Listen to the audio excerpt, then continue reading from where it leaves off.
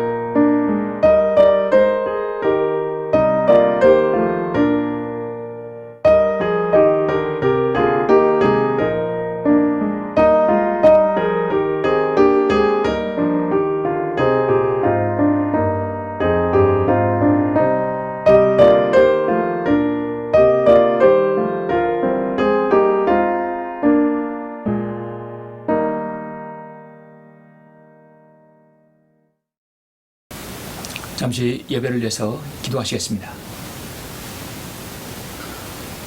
존귀하시고 거룩하신 아버지 하나님, 주님은 저물을 위대하시고 모든 피조물로부터 경배와 찬양을 받으시기에 합당하신 분이십니다. 죄로 인하여 죽을 수밖에 없고 영원히 저기서 멸망할 수밖에 없는 저희들을 주님의 귀한 보혈의 공로로 구원하여 주시고 주님의 귀한 자녀로 삼아주심을 감사합니다. 하늘의 유업들과 상급들을 받을 수 있고 주님께 영광 돌릴 수 있는 저희들 자격을 허락해 주심을 또한 감사합니다. 오늘 7월의 셋째 주를 통해서 우리가 다시 모여 경배드리고 또 주님 말씀을 들을 수 있는 기회를 허락해 주심을 감사합니다. 이 마지막 시대에 교회는 많지만 다닐 교회가 없고 설교자는 많지만 들을 설교가 없는 시대입니다. 정말 말씀에 갈급한 시대입니다. 주님께서 그러한 상황에서 저희들에게 바른 말씀을 허락하셔서 진리의 말씀을 선포하는 또 소수의 지역교들이 주님께서 탄생되게 됨을 감사합니다. 오늘 우리가 말씀을 통해서 다시 한번 한국교회에 필요한 것이 무엇인지 알 수 있도록 저들 인도하여 주시옵소서. 우리 가정 또 내가 속한 구성원들이 온전히 주님 말씀으로 하나 되고 기쁨을 누리는 또 오늘 주일 될 수 있도록 인도하여 주시길 원합니다. 모든 것을 감사드립니다. 주 예수 그리스도 이름으로 기도드렸습니다. 아멘. 영광을 주께 찬송가 373장입니다.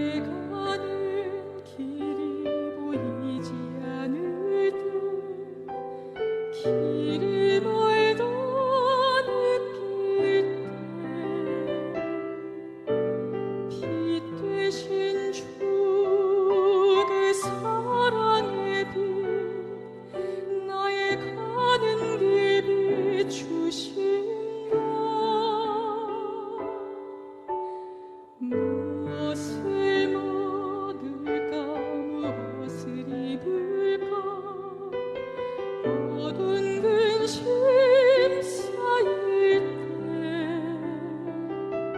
저 들풀도 하늘의 새도 하나님이 먹이신다. 염려하지 말라, 염려하지 말라, 염려하지 말라. 내 주는 살아계신다. 염려하지 말라, 염려하지 말라, 염려하지 말라. 주가 돌보시네. 내 주는 살아계신다. 너의 형편하신다. 두려워 말라, 염려하지 말라.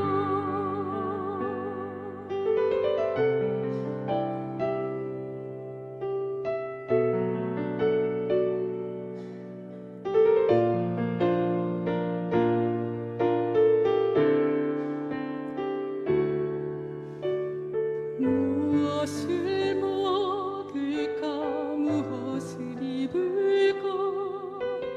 모든 근심 쌓일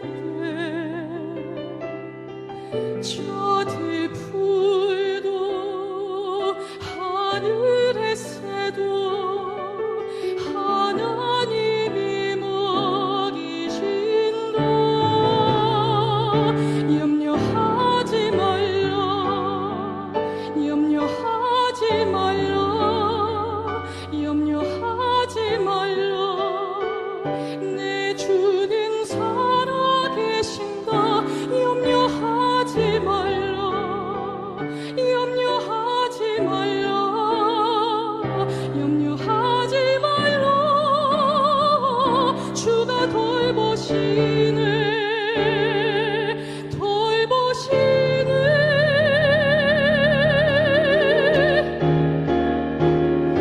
염려하지 말라, 염려하지 말라, 염려하지 말라. 내 주는 살아계신다. 염려하지 말라, 염려하지 말라, 염려하지 말라. 주가 돌보시네. 내 주는 살아계신다. 너의 형편하신다. 두려워 말라, 두려워 말라, 두려워 말라, 두려워 말라. 염려하지 말라.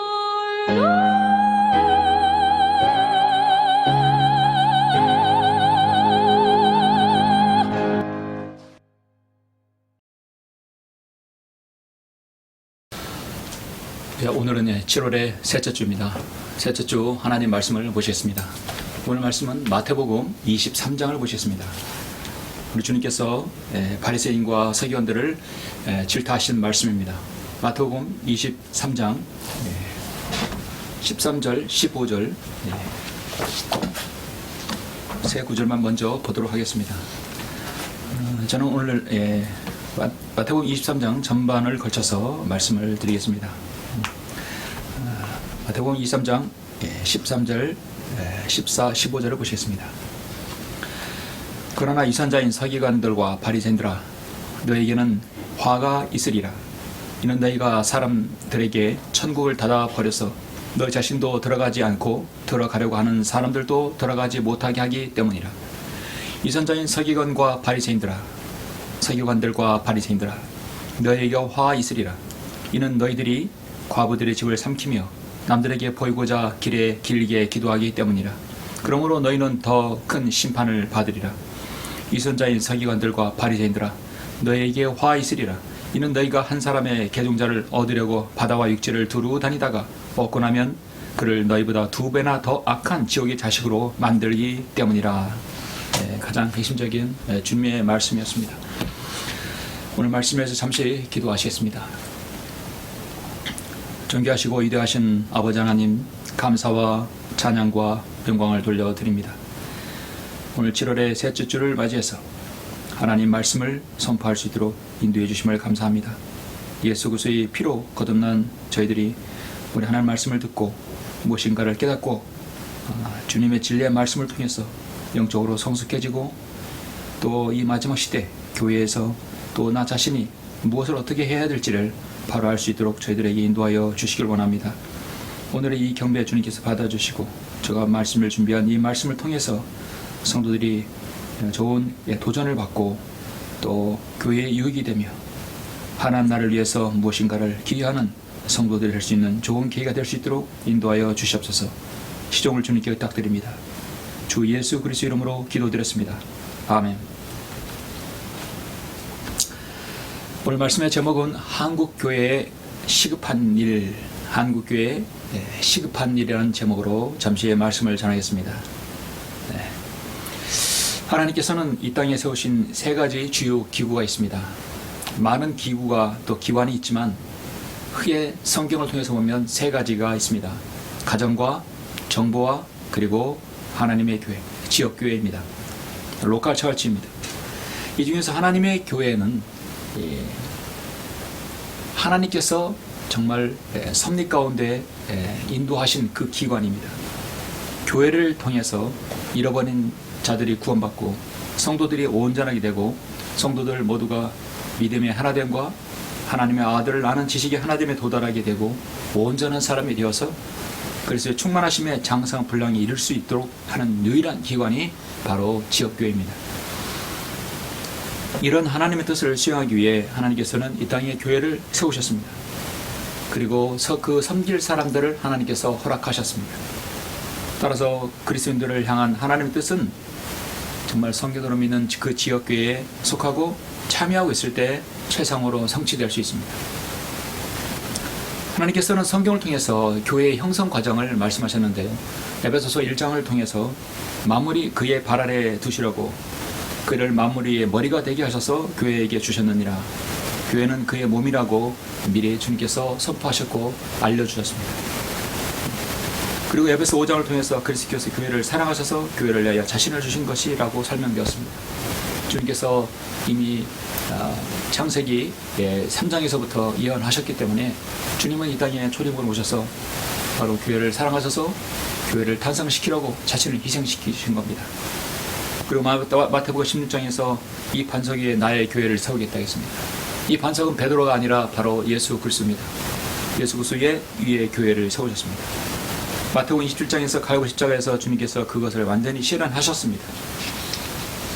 그리고 이제 요한 계시록까지 가서 어린 양의 혼인식에 신부로 등장할 때까지 이 땅에서 약 2000년의 기간 동안 교회 시대가 되는 것입니다. 성경에서는 크게 두 종류의 교회를 말합니다. 교회라고 한다면 두 종류의 교회인데 하나는 눈에 보이지 않는 교회입니다. 눈에 보이지 않는 교회, 한마디로 우리가 보는 어떤 교회보다 큰 본질적인 교회입니다. 일명 우리가 그리스도의 몸이라고 합니다. 그래서 그리스도의 몸인 바로 머리는 예수 그리스도고 그 몸은 교회가 되는 것입니다. 머리와 몸이 붙어 있어야 사실 살아있는 것이죠. 그래서 우리의 몸된 교회, 그러니까 주님의 몸된 교회라고 하는 것은 바로 그 이유입니다. 그래서 이 그리스도의 몸인 교회는 바로 이 땅에서 하나님의 뜻을 온전히 실현하게 되는 것이죠. 머리는 지금 예수 그리스도인데 천상에 지금 셋째 하늘에 있습니다. 그래서 지금 주님께서 이 땅에 내려오셔서 머리와 교회가 몸이 하나가 되는 것입니다. 그리고 이제 올라가는 것입니다. 온전한 바로 영광스러운 교회의 몸이 되는 것입니다. 여기서 1장 23절 교회는 그의 몸이니 만물 안에 모든 것을 채우시는 분의 충만이니라 하고 분명하게 말씀하고 있습니다. 사도 바울은 서신서에서 대다수의 교회를 말씀하실 때 거의 90%는 대다수가 바로 보이는 지역교회입니다. 성도들이 모여서 교회를 이루는 것이죠. 그래서 지역교회에 해당하는 말씀이 대다수입니다. 여러분은 지금 주님의 사랑하시는 교회요, 정말 성도들로서 주님을 섬기고 있습니까? 여러분의 대답은 어떻습니까? 어떤 분들은 사무실에서, 가정에서, 어떤 분은 좁은 골방에서라도 예배를 드리려고 말씀을 켜고 있을 것입니다. 정말 풍성한 사랑이 넘치는 그런 지역교회, 온전하게 섬김을 다하는 목자를 통해서 말씀 흘러나오는 꼴을 통하여 매주마다 풍성한 영의 양식을 먹는 그런 지역교회는 사실 너무나 드뭅니다. 여러분도 그걸 동경하고 바라고 계시죠. 그러나 그런 교회는 지역마다 있어야 되는데 그렇지 못한 것이 가장 안타까운 현실입니다. 그러나 여러분은 지금 처해진 상황에서 최상으로 지역교회에서 감사함으로 주님을 또 지역에서 섬기고 있을 것입니다. 사실 광야해설의 선교회는 지역교회는 아니지요. 그러나 지역교회에 속하지 못한 성도들, 또 지역교회로 발돋움해야 되는데 그렇지 못한 그런 연약한 교회를 돕고자, 선교하고자 만든 기관입니다. 그 어려운 지역교회, 어려운 성도를 위해 섬기고자 하는 것입니다. 저는 그것을 마지막 시대에 주님의 뜻이라 생각하고 실현하려고 있습니다. 많은 지역교회, 저는 또 설교와 또 지역교회 목회 경험이 있기 때문에 저는 그것을 할 수 있으리라 생각합니다. 주님께서 능력 주시면, 주님께서 허락하시면 광야설의 선교회를 통해서 교회에 속하지는 않지만 어렵게 또 힘겹게 신앙생활하는 그분들을 돕고 무엇인가를 좀 돕고 싶습니다. 말씀을 통해서, 기도를 통해서, 또 무엇이든 섬김을 통해서 돕기를 원합니다. 교회가 있지만은 사람이 없어서, 교회가 있지만 재정적 기반이 없어서 힘든 그런 지역교회를 돕고자 하는 것입니다. 그러기 위해서 저희 광야설의 선교회가 세워진 것입니다. 하나님께서 여러 가지로 축복해 주시면 그것들을 마지막 시대에 조금이라도 저는 실현하고 싶은 것이 저의 마음입니다. 하나님께서는 사도 바울의 사역을 통해서 모든 사도들, 신약시대에 성경도 믿는 지역교회 목회자들과 성도들을 바른 가치로 주님을 섬기고자 사도 바울을 쓰셨습니다. 복음을 전하고 향상된 진리의 지식을 전파하고 주님의 재림을 가르치고 교회를 운영하고 그런 모든 것들을 사도 바울 서신서를 통해서 알려주셨습니다. 그렇게 하여 주님의 이름을 드높이는 것입니다. 여러분, 누군가가 하나님으로부터 쓰임받고 있다는 증거는 무엇입니까? 그것은 각 사람의 수고와 고난의 사역으로부터 누군가가 아주 어려운 일을 겪어서 그것으로 이제 하나님의 사역을 승화시켰을 때 많은 사람의 유익을 얻는다는 것이 바로 사역입니다. 그것이 바로 하나님께로부터 쓰임받는 것입니다.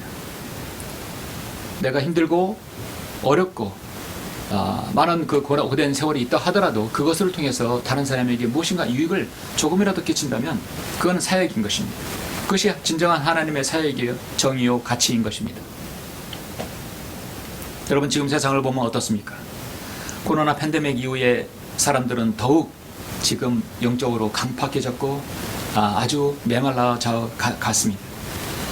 가뜩이나 힘든 가운데 코로나 팬데믹 3년 동안에 교회를 셧다운 시켜서 교회에 많은 사람들이 가지 못합니다. 설사 교회에 가더라도 제대로 된 하나님 말씀을 듣지 못하는 것입니다. 지금 더 큰 문제가 생겼습니다. 지금 한국교회 교인들은 무엇인가 더 눈을 뜨게 되었어요. 근데 유튜브라든지 이런 SNS 이런 매체를 통해서 한국의 실상에 대해서 더 알게 되었다는 것입니다. 그래서 교회 교인들이 하나 둘씩 떠나가고 있습니다. 교회를 신뢰하지 않습니다. 목자를 신뢰하지 않습니다. 세상에 있는 것보다 교회에 있는 것이 더 식상하고 실증을 느끼는 시대가 됐습니다. 좀 더 구체적으로 말씀드리면 사람들이 어떤 사이버 공간으로 가고 있다는 것이죠. 자신들이 입맛에 맞는 설교와 강의를 듣기 위해서 사이버 공간을 헤매고 있습니다. 이 설교 듣고 저 설교 듣고 또 여기가 좋다면 여기 하고 그렇게 많이 방황을 합니다. 마치 목적 없는 양들처럼 이리저리 헤매는 그런 것들을 많이 보는 것입니다. 그런 사람들을 많이 봅니다. 여러 곳에서 상담자나가 오면 그들은 기존 한국교회에 속했던 사람들입니다. 아주 오랜 기간 동안 믿음의 생활을 해오신 분들입니다. 신앙의 연륜이나 인간의 연륜이나 많으신 그 연륜이 많은 그분들이 왜 교회를 떠나고 왜 교회에 정착을 하지 못합니까? 오늘날 하나님께서 말씀하신 교회의 가치가 그들에게 있지 않기 때문입니다. 그들이 말하는 목자의 심정으로 목회를 하지 않기 때문입니다. 저는 그런 것을 볼 때 참으로 사회의 가치를 느끼고 저 얼마나 참 심각한 시대인가를 알 수 있습니다. 많은 사람들이 지금 한국교회는 개혁되어야 한다고 말하지만 제가 볼 때는 지금 한국교회는 개혁이 아니라 그 교회가 개혁의 대상이 아니라 바로 목회자, 설교자가 개혁의 대상이 첫 번째입니다. 물은 위에서부터 아래로 흐르게 되어 있습니다. 이물이 맑아야 아래물이 맑습니다. 우리는 그동안에 많은 대형 교회들의 목사들의 비리와 횡령과 건축에 둘러싼 문제들, 수많은 그런 많은 갖가지 죄들을 우리는 많이 언론을 통해서 많이 봐왔습니다. 금융기관에서 가장 신뢰가 없는 직업군이 어느 직업군이냐면 목사란 사실입니다. 지금 교회는 언젠가부터 세상보다도 더 문제가 많고 부패와 타락이 만연한 곳으로 되어버렸습니다. 교회를 깊이 알면 알수록 더 믿음이 자라고 성숙한 신앙을 소유해야 되는데 그와 반대가 되는 것입니다. 오히려 믿음이 떨어지고 취약한 지경에 이르는 것입니다. 저는 오늘 잠시 주님께서 강력하게 그 당시 종교 지도자들, 서기관들과 바리새인들에게 질타하신 그 말씀을 통하여서 이 나라 한국교회에 가장 시급한 것이 가장 무엇인가 세 가지를 잠시 여러분에게 말씀을 드리려고 합니다. 이 설교를 듣는 극소수의 성도들 또 교인들, 진리에 무지한 성도들이 자신의 신앙 상태를 재점검하고 이 말씀을 듣는 성도들은 진리의 지식 가운데 더욱 깨어있는 계기가 되기를 원하는 것입니다. 제가 아무리 현 한국교회의 문제를 지적하고 제기하더라도 문제 제기에서 끝나는 것이 아니라 한 사람이라도, 한 성도라도 바른 진리의 말씀을 알고 또 한 설교자라도 바르게 안다면 저의 말씀은 성공이라고 봅니다. 한 사람이라도 진리를 전하는 그 한 사람이라도 주님의 진리를 전하는 사람이 있구나, 그런 말씀이 그런 생각이 들면 저는 감사하다는 것입니다. 하나님께서 예레미야를 통해서 말씀을 전할 때 하나님께서는 진리와 공의가 길에 쓰러졌다고 말씀하고 있습니다. 그 땅에 한 사람의 의인이라도 있으면 내가 멸하지 않겠다고 했을 때 한 사람의 의인이 없어서 그 땅이 멸망당한 것입니다. 자, 오늘 본문을 보시면 마태복음 23장 전체는 갈보리 십자가에서 주님께서 우리를 위해 구속의 십자가를 당하기 전에 이제 그 이러한 구속 사역을 하시기 전에 당시의 종교 지도자리는 그 서기관들과 바리새인들에게 아주 신랄하게 경고와 주의를 주시는 말씀입니다. 사실 이 경고는 거의 욕설에 가깝습니다. 그들이 볼 때는 엄청난 욕설이죠. 그러나 우리가 성경적으로 볼 때는 정확한 질타인 것입니다. 1절부터 12절까지 먼저 잠깐 보시면 그때 예수께서 무리와 제자들에게 일러 말씀하시기를 서기관들과 바리새인들이 모세의 자리에 앉아 있으니 그들이 너에게 지키라고 한 모든 것을 지키고 행하라. 그러나 그들의 행위는 본받지 말라. 이는 그들이 말만 하고 행하지 않음이라. 이는 그들이 지기 힘든 무거운 짐을 묶어서 사람들의 어깨에 지어놓고 자기들은 그것을 옮기는데 손가락 하나도 대려고 하지 아니함이라. 그들이 행하는 모든 일은 사람들에게 보이려는 것으로 가죽 성검을 크게 만들어 지니고 옷단을 넓혀 입느니라. 또 잔치에서는 최상의 자리를, 회당에서는 가장 좋은 좌석을 좋아하며 또 시장에서 인사받는 것과 사람들에게 랍비어라고 불리는 것을 좋아하느니라. 그러나 너희는 랍비라 불림을 받지 말라. 이는 너희 선생은 한 분 곧 그리스도요 너희는 모두 형제이기 때문이라. 또 땅에 있는 사람을 너희 아버지라 부르지 말라. 이는 너희 아버지는 한 분 곧 하늘에 계신 분이시기 때문이라. 또 너희는 선생들이라고 불리지 말라. 이는 너희 선생 곧 한 분 그리스도이기 때문이라. 너희 가운데 가장 큰 자는 너희의 종이 되어야 하리라. 누구든지 자신을 높이는 자는 낮아질 것이요 자신을 낮추는 자는 높아지리라. 하나님께서 이 세상뿐만 아니라 섬김의 원리를 말씀하고 있습니다. 높은 자는 사실 종이 되어야 되고 섬겨야 됩니다. 장관이 뭡니까? 미니스터입니다. 섬기는 자입니다. 군림하는 자가 아니죠. 이 땅의 공무원들, 이 땅의 고위 공무원들은 사실 백성을 위해서 섬김을 받으려고 선택한 사람들입니다. 자, 그 세상은 그렇다 치고 바로 교회의 직책은 무엇입니까? 자신을 높이는 자, 분명히 나다지라고 했습니다. 그런데 시장에서 인사받는 것, 사람들에게 랍비어 부르는 것을 좋아하는 사람이 누굽니까? 서기관 바리새인들입니다. 심지어 땅에 있는 사람들 성경은 아버지라 부르지 말라 하겠습니다. 오늘날 교황은 뭡니까? 신부 사제를 뭐라고 합니까? Father, 아버지라고 합니다. 가장 성경적으로 어긋난 자들이 바로 보면 로마 카톨릭 교도들입니다. 인간을 아버지라 부를 수 없어요. 너희 아버지 한 분, 곧 하늘에 계신 하나님 아버지밖에 없습니다. 12절까지 보시면 주님께서는 이 서기관들 바리새인들에게 엄청난 경고를 퍼붓고 있습니다. 사실 아직 시작도 안 했습니다. 우리 주님께서는 온 세상을 구원하시기 위해 자신의 목숨을 버리실 정도로 사랑이 풍성하신 분이셨습니다. 한 번 죄에 대하여 철저하게 증오하시고 그걸 경고하셨습니다. 그리고 세상을 구원하려 자신을 주신 것입니다. 주님께서는 오늘 이 마태복음 23장에서 십자가의 구속사역을 하시기 전에 마지막으로 그들에게 신랄하게 경고합니다.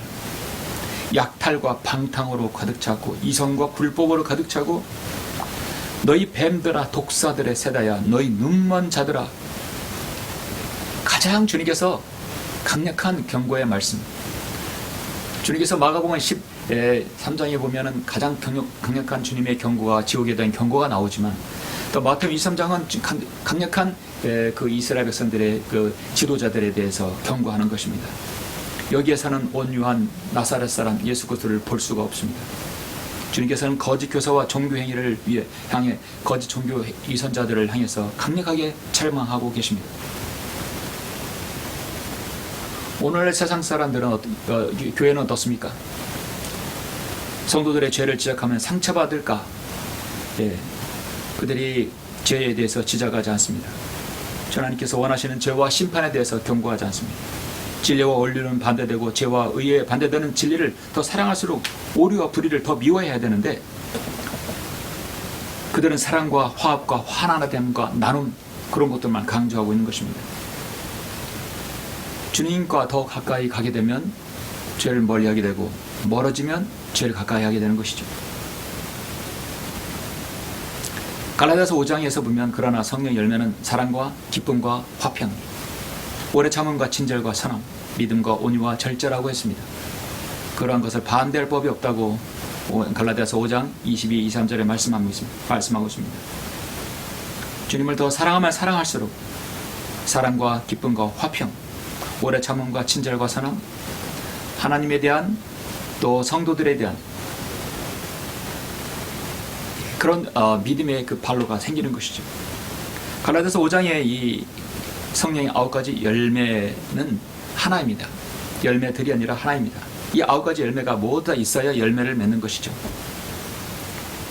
고린도전 13장에서 참다운 사랑에 대해서 성경은 말씀하시는데 사랑은 오래 참고 친절하며 사랑은 시기하지 아니하고 사랑은 자랑하지 아니하며 교만하지 아니하고 무례하게 행하지 아니하며 자신의 유익을 추구하지 아니하고 급히 성내지 아니하며 악을 생각하지 아니하고 불의를 기뻐하지 아니하며 진리를 기뻐하고 모든 것을 참으며 모든 것을 믿고 모든 것을 바라며 모든 것을 견뎌내느니라.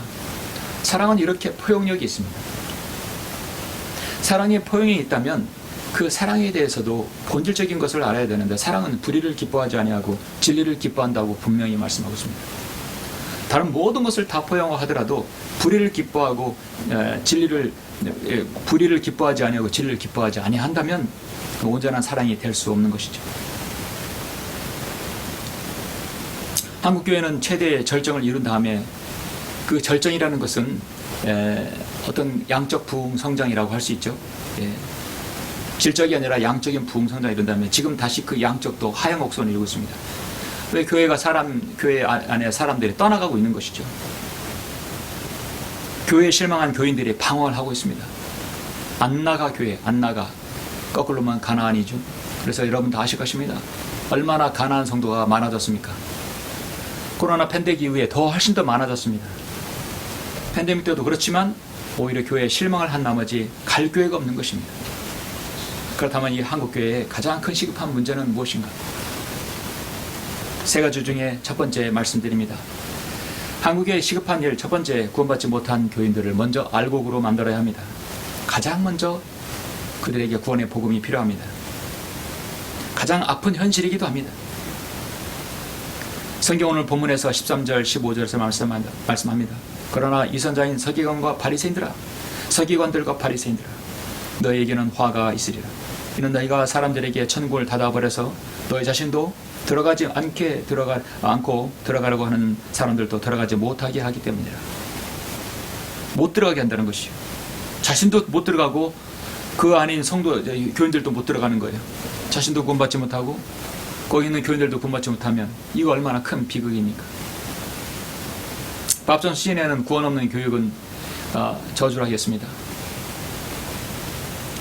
한글 김진성을 번역한 이소 목사님은 구원 없는 종교는 저주를 하겠습니다. 정확합니다. 종교는 있으되 구원이 없다면 그건 바로 저주의 저주인 것이죠. 교회가 구원이 없다면 이거 얼마나 비극입니까? 이선자인 서기관들과 바리새인들아, 너희가 화 있으리라. 너희에게 화 있으리라. 이는 너희들이 과부의 집을 삼키며 남들에게 보이고자 길게 기도하기 때문이라. 그러므로 너희는 더 큰 심판을 받으리라. 위선자인 서기관들과 바리새인들아, 너희에게 화 있으리라. 이는 너희가 한 사람의 계종자를 얻으려고 바다와 육지를 두루 다니다가 얻고 나면 그를 너희보다 2배나 더 악한 지옥의 자식으로 만들기 때문이라.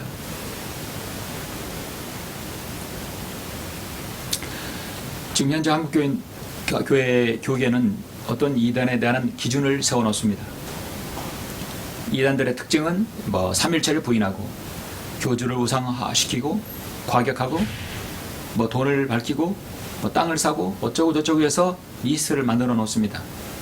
그 리스트 목록에는 신천지, 안상홍 증인의 JMS, 하나님의 교회 이렇게 여러 개 리스트를 만들어 놓습니다. 그리고 이런 것들은 이단입니다. 그리고 아웃.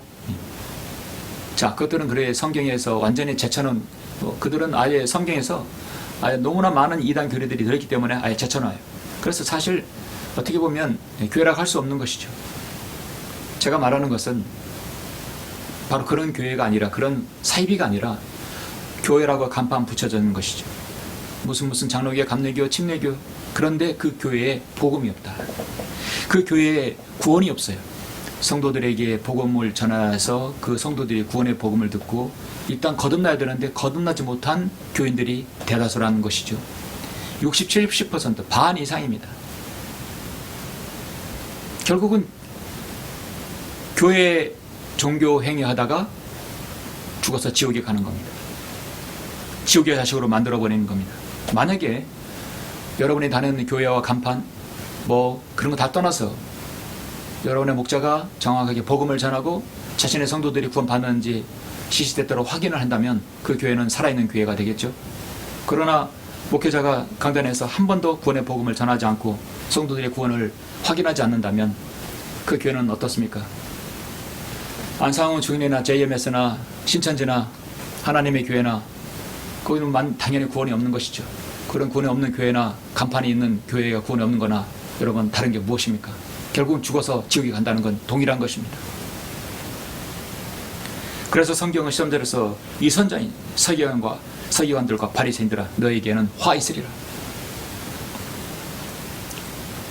이 선 전체에서 이 선자라는 말은 7번 나옵니다. 화 있으리라는 말은 8번 나옵니다. 이 표현들은 모두 바리새인들과 서기관들을 향한 경고인 것이죠. 예수님께서는 유대인들을 왕으로 예수님을 유대인 왕으로 오셨을 때는 백성들은 그분의 다윗의 아들이라 불렀고 주님을 칭송했고 호산나 호산나 우리에게 오시는 왕이라고 하고 그들의 종려나무 가지를 바닥에 깔았습니다. 그리고 주님은 왕으로 추대되었습니다. 그러나 그들에게서 예수 그리스도의 왕되심을 가로막는 무리가 있었는데 그 당대의 종교 지도자들이었어요. 그게 바로 서기관들과 바리새인들이에요. 그리고 대제사장입니다. 이들은 성경적으로 보면 천국을 가로막고 천국으로 들어가는 백성들도 가로막은 자들입니다.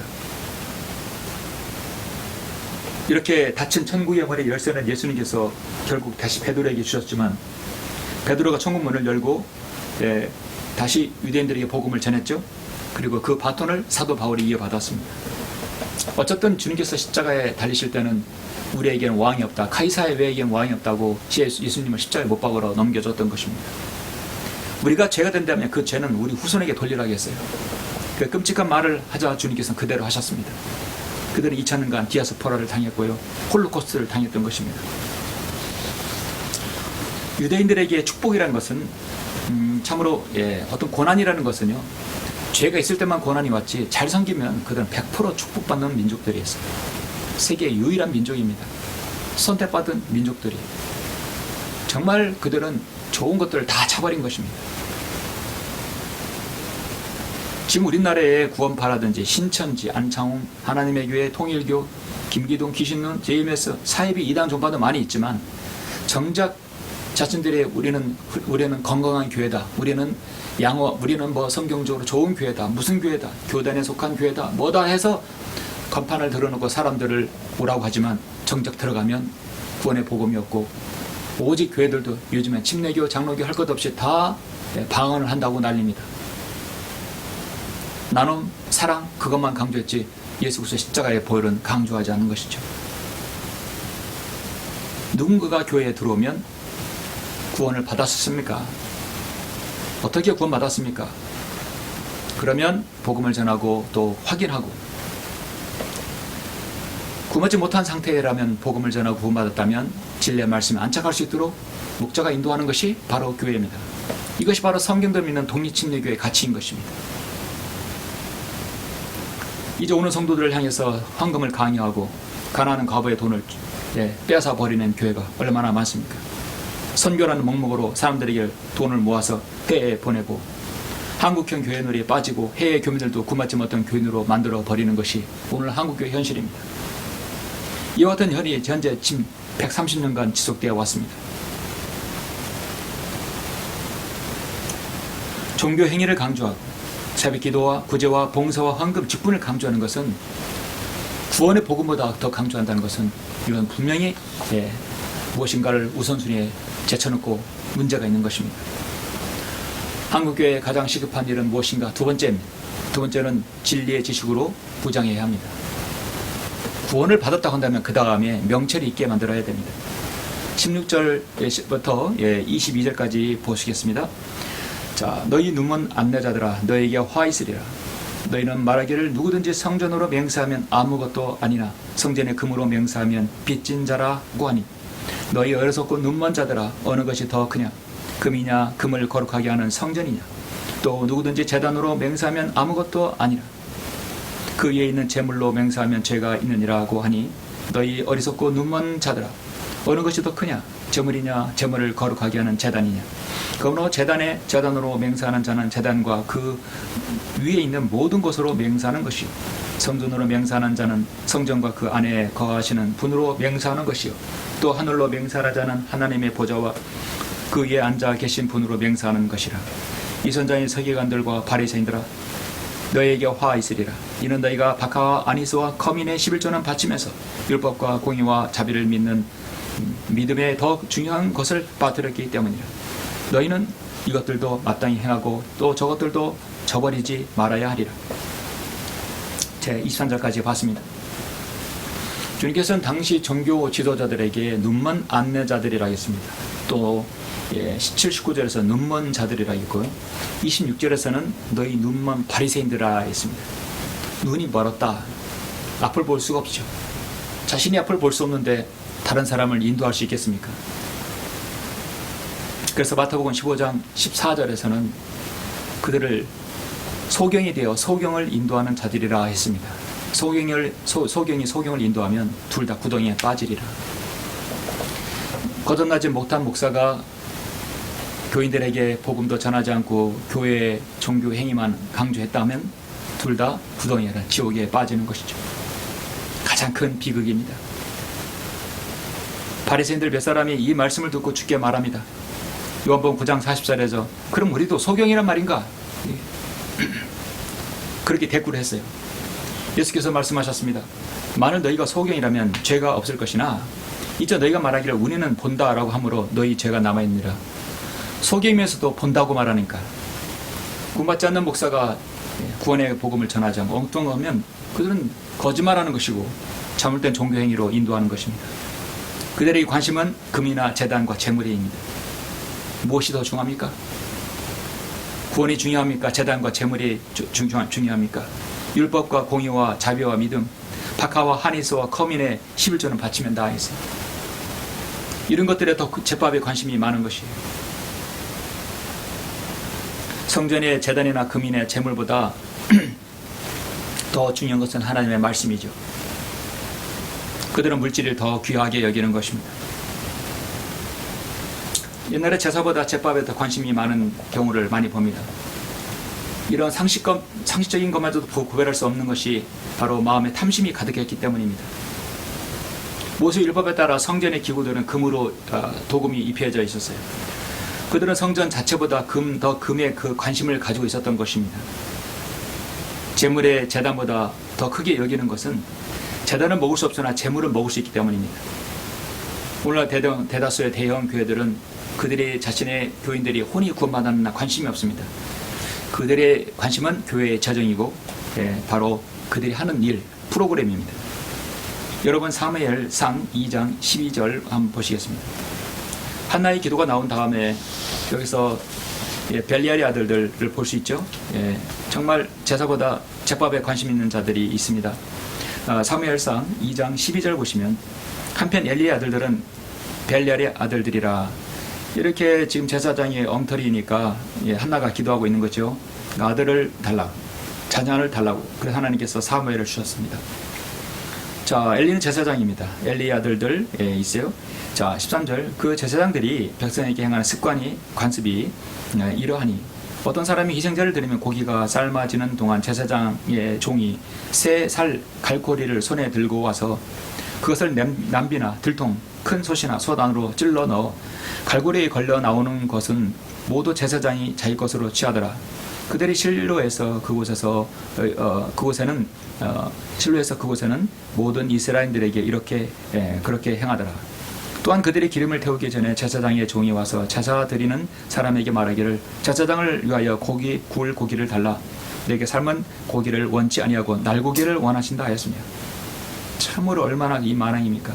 삶은 고기는, 그것도 날고기를 원하신다. 만일 어떤 사람이 그 종에게 말하기를 사람들로 기름을 반드시 지금 태우도록 하고 그 다음에 내 기름을 반드시 지금 태우도록 하고 그 다음에 내 온이 원하는 만큼 가져가라 하면 그가 대답하기를 아니라 당장 그것을 내게 달라. 그렇지 않으면 내가 강제로 빼앗아 가리라 하더라. 그러므로 이 젊은이들의 죄가 주 앞에 심히 컸으니 이는 그들이 주께 드리는 제물을 멸시함이라. 이 제물을 그렇게 먹는 것, 날고기로 먹는 것, 결국 하나님께 드리는 제물을 멸시하는 것이, 하나님을 멸시하는 겁니다. 하나님께서 이 자들을 어떻게 했겠습니까? 살려두었겠습니까? 그래서 하나님께서는 새로운 제사장 바로 사무엘을 세우셨던 것입니다. 요한계시록 마태복음 6장 24절 보시면 아무도 두 주인을 섬길 수 없나니 그가 한쪽을 미워하고 다른 쪽을 사랑하거나 한쪽을 존중하고 다른 쪽을 업신여기기 때문이라. 너희가 하나님의 제물을 동시에 섬길 수 없다고 했습니다. 그래서 우리 주님께서는 사무엘상 2장 30절에서 나를 존중하는 자들을 내가 존중하고 나를 멸시하는 자들을 내가 소홀히 여기리라 분명히 말씀하고 있습니다. 우리 한국교회에 속한 사람들은 어떻습니까? 하나님의 말씀을 너무도 무시해 왔습니다.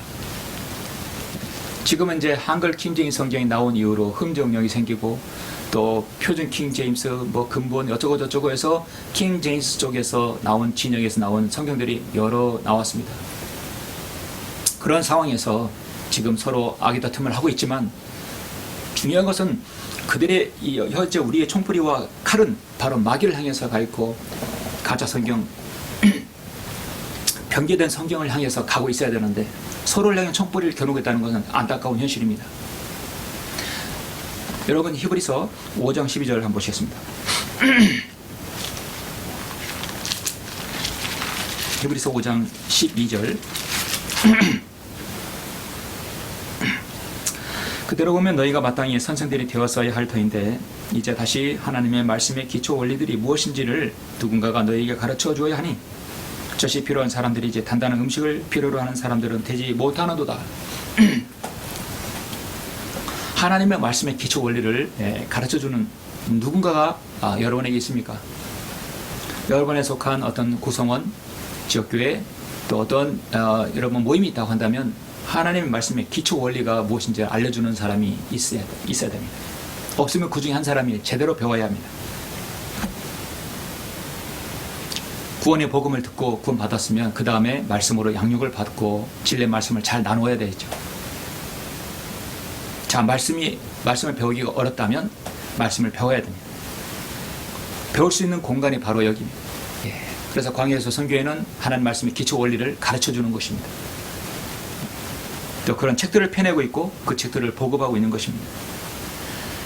그 구성원 중에 누군가 가르쳐 준 사람이 없으면 반드시 한 사람이 하나님께 선정한 한 사람, 한 형제를 통해서 그 사람이 가르쳐야 됩니다.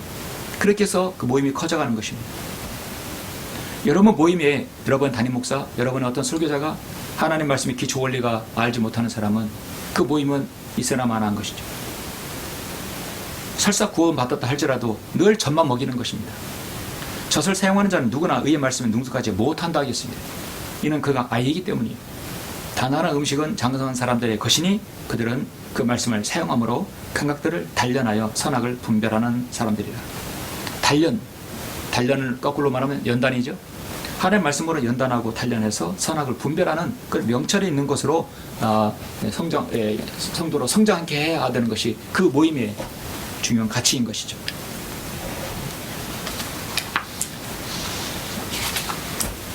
그래서 정말 한국교회의 두 번째 문제는 구원받았어도 그 구원받은 성도들이 하나님의 말씀으로 의의 말씀에 능숙하게 젖과 고기 골고루 그걸 먹어서 의의 말씀을 능숙하게 하나님 말씀 기초 원리들을 깨닫는 것입니다.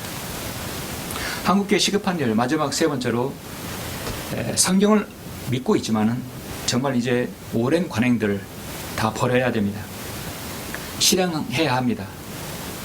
어떤 것을 실행해야 되냐? 부활절, 성탄절, 추수감사절 이런 오랜 관행들, 이런 습관들, 종교 행위들을 없애야 되는 것이죠. 성경을 믿고 하나님을 사랑한다고 한다면 오랜 관행으로 실행하지 못한 것을 해야 되고 주의 만찬과 침례식을 해야 되고 정말 하지 말아야 되는 것은 부활절, 성탄절, 추수감사절 이런 절기들을 없애야 됩니다. 23절부터 31절까지 보시면 조금 전에 23절 보았고 24절부터 31절까지 잠깐 보시겠습니다. 마지막입니다. 너희 눈먼 암내자들아 너희가 하루살이는 걸러내고 낙타는 삼키는구나. 이선자인 서기관들과 바리새인들아 너희에게 화 있으리라. 이는 너희가 전과 접시의 겉은 깨끗하게 하나 속은 약탈과 방탕으로 가득 차 있기 때문이라. 너 눈먼 바리새인들아 전과 접시의 안을 먼저 깨끗이 하라. 그러면 그것도 깨끗하게 되리라. 이선자인 서기관들과 바리새인들아 너희에게 화 있으리라. 이는 너희가 회칠한 무덤들과 같음이라. 그것들은 실로 겉으로는 아름답게 보이나 안에는 죽은 사람의 뼈와 모든 더러운 것으로 가득 차 있도다. 이와 같이 너희도 겉으로는 사람들에게 의롭게 보이나 속에는 이선과 불법으로 가득 차 있도다. 이선자인 서기관들과 바리새인들아 너희에게 화 있으리라. 이런 너희가 선자들의 묘를 세우고 의인들의 무덤을 꾸미며 말하기를 만일 우리가 우리 조상의 때에 살았더라면 선자들의 피를 흘리게 하는 그 사람들에게 가담하지 아니하시리라고 하미니 그래야 너희가 그 선자들을 죽인 자들의 자손임을 스스로 증거하는 것입니다. 자, 31절 마지막입니다. 그러므로 너희가 너희 조상들의 분량을 채우라. 너희가 너희 조상들의 분량을 채우라. 너희가 그 분량을 채워서 하나님의 진노를 맞으라 하는 것입니다. 아주 그건 정말 그 무서운 경고의 말씀입니다. 박하와 아니스와 커미는 조미료 같은 향료의 일종입니다. 그들은 여기서 먹는 것에만 강조한 것인데 음식에 재물이 있다는 것이죠. 아까 사무엘사 홈리와 피나스의 예를 제가 말씀을 드렸습니다. 오늘 우리가 사는 시대는 배교의 시대, 마지막 시대입니다. 라오디게아인들의 교회 시대입니다. 사도 요한의 요한계시록 3장, 2, 3장에 걸친 에베소, 소머나, 버가모, 두라디아, 사대, 필라델피아 마지막으로 이제 라오디게아입니다. 그 뒤에는 교회가 더 이상 없습니다. 라오디게아는 배교입니다. 믿음과 신앙에서 돌아서 버린 겁니다. 바른 말씀, 바른 신앙에서 돌아서 버린 것입니다. 미국과 영국은 유럽의 교회들은 이미 배교가 만연해 있습니다. 이미 쇠퇴해 갔습니다. 그들은 거기서 김정일 성경가 나오고 그 성경적 신앙이 거기서 나왔지만 풍요와 빈곤이라는 말처럼 풍요 속의 빈곤이라는 말처럼 정말 풍요 가운데 그들은 영적 빈곤에 허덕이고 있는 것입니다. 교회라는 곳에서 정말 기도하는 성도가 있고 그 소리 없는 외침에 귀 기울이는 목자가 있어야 되고, 구령과 실적의 숫자에 얽매여져서는 안 되고 복음 전파의 딜레마에 빠져서도 안 됩니다. 베드로서 5장의 목자는 성도들에게 군림하는 자가 되지 않고 섬기는 자가 되지 않고 지배하는 자가 되지 말아야 됩니다. 올바른 교회라고 한다면 교회의 성도의 소리 없는 외침에 기울이고 복음 전파의 딜레마에 빠지지 말고 목자는 성도들에게 군림하지 말아야 되는 것이죠. 뿐만 아니라 부활절, 성탄절, 추수감사절 그런 성경에도 없는 절기들을 실행하지 말아야 되는 것입니다. 성도 여러분, 말씀의 결론을 맺겠습니다. 성경은 오늘 말씀 32절, 33절 말씀처럼 너희가 너희 조상들의 분량을 채우라. 너희 뱀들아 독사들에서 대하여 어떻게 너희가 지옥의 저주에서 피할 수 있겠느냐. 마지막으로 강력한 주님의 질타가 있었습니다. 당시 서기관들, 바리새인들을 성경은 뱀들, 독사들이라 하겠습니다. 우리가 인간과 사람이 살아가면서도 사람을 뱀이나 독사라고 하는 건 엄청난 큰 욕이고 명예훼손으로 사실 법정에 설 수도 있는 말입니다. 우리 주님께서는 당당하게 그들에게 말씀하셨어요. 너희 뱀들아 독사들에서 대해 분량을 채워라. 너희들이 죄를 다 해가지고 저주를 받고 바로 지옥으로 그 저주를 맞을 수밖에 없다. 주님은 강조하셨어요. 여기서 그들은 분개하고 돌이켜야 되는데 그렇지 못했던 것입니다. 유대인들은 구약시대에 흘린 모든 의인들의 피로 말미암아 포화 상태가 되었습니다. 마지막 한 방울만 딱 떨어지면 분량으로 칵 넘쳐서 하나님의 진노가 차는 것이죠. 마지막 한 방울 너희들이 채우라는 겁니다. 이스라엘의 출애굽해서 가나안 땅을 정복하면서는 팔레스타인 땅에 살던 백성들의 죄악이 가득 찼기 때문입니다. 그래서 이스라엘 백성을 통해서 쓸어버린 겁니다. 물론 약속의 땅이기도 했지만 그 땅에 죄악이 가득 찼기 때문에 하나님께서 이스라엘 백성을 쓸어버립니다. 그런데 이스라엘 백성이 그곳에서 또 죄악으로 가득 차버리는 겁니다. 창세기 15장 16절에 그러나 4대 만에 그들이 이곳으로 다시 돌아오리니 이는 아모린들의 죄악이 아직 다 차지 않았습니다. 이제 그들이 찰 때가 바로 가나안 땅에 입성할 때는 것이죠. 바울은 유대인들이 예수님과 복음을 대적함으로 그들의 죄를 채운다고 여러분 데살로니가전서 2장 15, 16절에서 말씀하고 있죠. 그들은 주 예수와 자기들의 선지자를 죽였고 우리를 박해하였으며 하나님을 기뻐하지 아니하였고 모든 사람들을 대적하여 우리가 이방인들의 구원을 위해 말하는 것을 금지시킴으로써 항상 자신들의 죄를 채운다 말씀하고 있습니다. 이는 그들에게 임한 진노가 극에 달하였습니다. 그래서 서기관들, 종교 지도자들이 자신들의 죄를 채웠다고 이 사도 바울도 그렇게 데살로니가전서 2장에서 말씀하고 있습니다. 하나님께서는 이방인들의 죄가 가득 찼을 때 이스라엘을 통하여 그들을 진멸시키신다고 이스라엘 통해서 진멸시키고 이스라엘의 죄가 가득 찰 때는 이방인들을 흩으셨다가 또 그들을 심판하셨습니다. 계속 죄가 가득 차면 심판하고 죄가 가득 차면 심판했던 것이죠. 그래서 로마서 11장 25절에 보면 형제들아 너희가 스스로 지혜 있는 체 하지 않기 위하여 이 신비를 너희가 모르기를 원치 아니하노니 이는 이방인들의 충만함이 차이까지는 이스라엘의 인부가 완고하게 된 것이라. 이번은 이방인들의 충만함이니 이방인들의 충만함이란 이방인들의 죄가 충만하다는 것이죠. 그러니까 주님께서 이제 한 방울 딱 떨어지면 이방인의 죄가 충만하면 주님께서 이제 교회를 건져 올리시는 겁니다. 그러면 대환란이 시작되는 것이죠. 항상 죄가 찬다는 것은요, 마지막까지 탁 차면 주님께서 심판하시겠다는 것이죠. 유대인의 죄, 종교 지도자들의 죄는 그들도 지금 채우고 있다는 것입니다. 그러나 지금 현재 이 시대는 이방인들의 죄가 더 시급해요. 그래서 이방인들의 충만함, 이방인들의 죄악이 충만하면 차버리면 이제는 주님께서 교회를 건져 올리시고 이 땅에 대환란, 전무후무한 대환란이 있는 것입니다. 성경은 로마서 16, 18절에서 그러한 자들은 우리 주 예수 그리스도를 섬기는 것이 아니라 오늘날 종교 지도자를 얘기하는 겁니다. 당시 서기관 바리새인들입니다.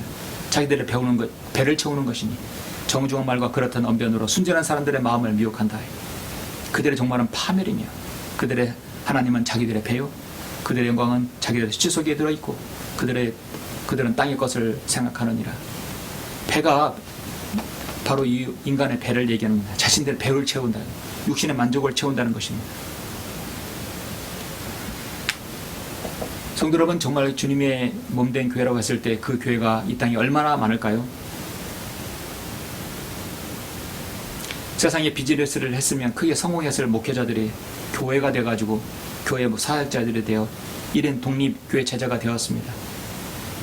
그래서 오늘날 대형 한국교회 목사들은 피라미드식 구조성의 최정성에 이치해 있어서 그들은 모든 것을 이렇게 포식하고 있는 것이죠. 가장 빈궁하고 천하고 섬김의 자리가 사도 바울의 자리에 서는 것이 아니라 그들은 굴림의 자리에 최정상의 자리에 차 있는 것입니다. 그게 바로 이 나라 이 땅의 정치와 종교 이런 체제들의 현상입니다. 피라미드 체제죠. 교회도 거기와 다를 바 없는 것입니다. 그것의 시작은 바로 로마 카톨릭이었고 그걸 따라하는 교회가 한국교회인 것이죠. 이제 답은 하나입니다. 주님께서 다시 오셔야만 합니다.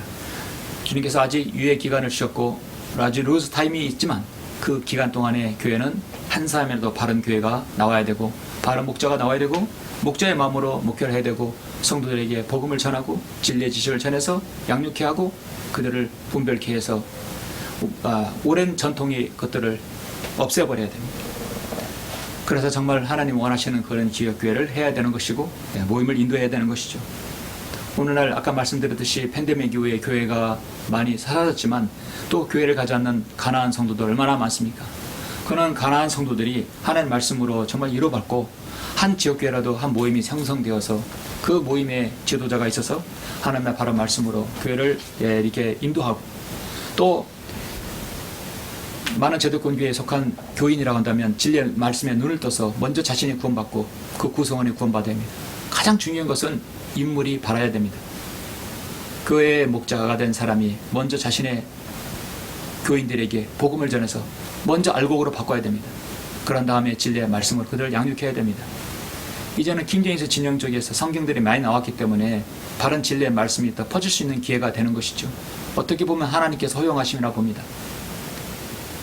이 땅의 마지막 그런 모든 교회들이 하나님 말씀을 통해서 바른 지역교회가 형성되고 그런 교회를 향해서 복음의 진리가 전파될 수 있기를 간절히 바라는 것입니다.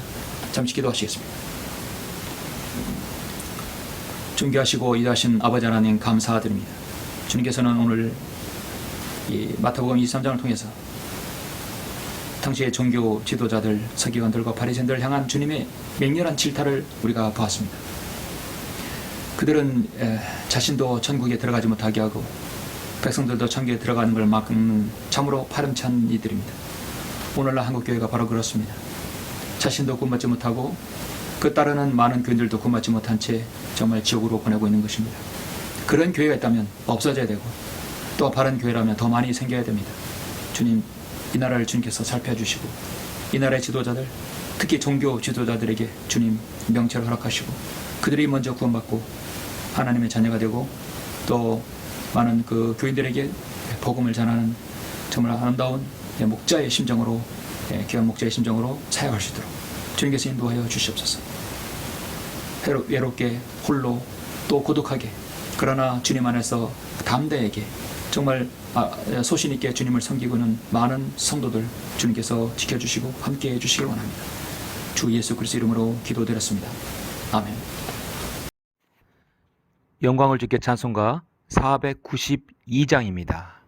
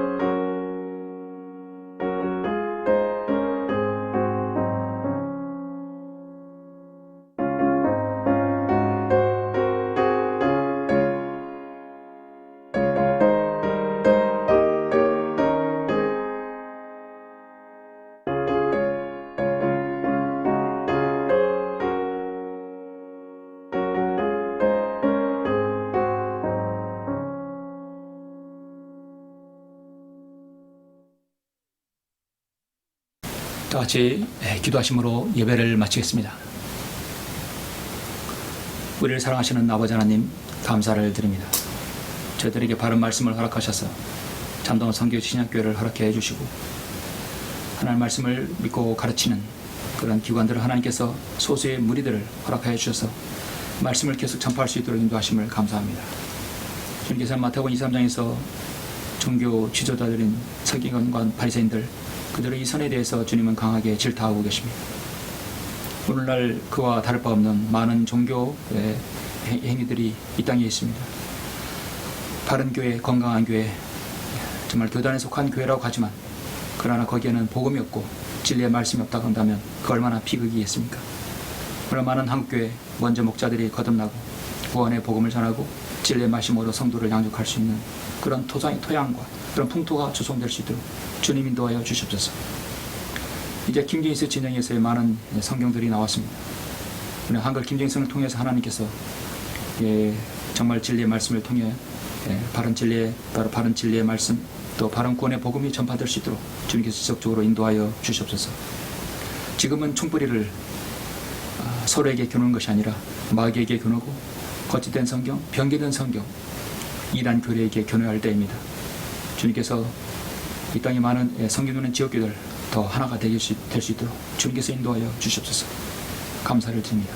주 예수 그리스도 이름으로 기도드렸습니다. 아멘.